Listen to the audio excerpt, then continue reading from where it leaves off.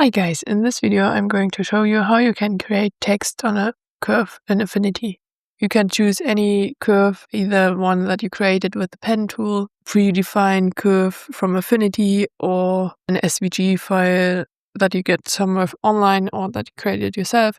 So just choose whatever you want. For this tutorial I'm just gonna choose the heart tool. I want to create this heart outline by a lot of repetitions of the word love. So for that I'm just gonna choose the artistic text tool. You can see that anywhere where you move it around on the canvas there's A on the bottom right of this mouse handle, and when you move it closer to the curve this changes to a T on top of curve. If you go outside the curve the text would appear on top of it, and if you go inside the curve the text would be on the inside as well. So for this tutorial I'm just gonna choose it on the outside, click there, and then you can see that two handles appeared.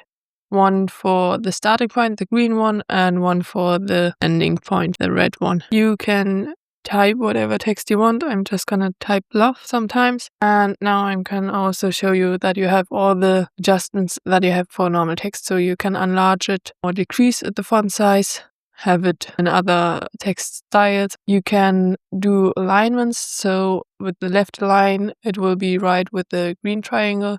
Center line it will be right in the middle of the green and red triangle, and if you choose right align it will be ending here at the right triangle. So just like with any normal text I'm just gonna choose left line for now. One other thing to notice is that when you press enter to go to the next line it will jump automatically to the inside of the shape you have, and another pair of triangles appeared. So those are for the inside and those are for the outside text. But as I just want to have one line of text moving around the whole shape of the heart, I'm just gonna leave it like that. I want to make them going around the whole shape to form the outside, so I want to move the handles so that it makes sense. I'm just going to put the starting point right in the center of the heart, and then the ending point quite close to that, somewhere around here, and then I'm gonna repeat love quite often. You can see that it now jumped to the inside as there wasn't enough space to fit it all inside here.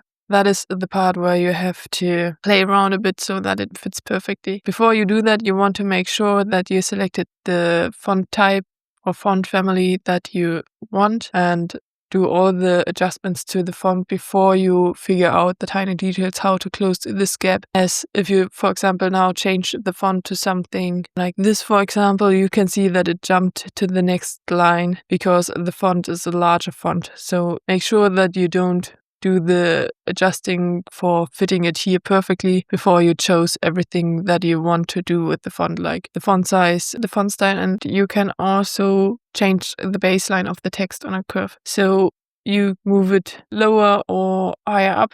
I'm just gonna choose a bit lower so that it's basically on top of the curve, and then you want to adjust the font or adjust the text so that this space here will be closed off.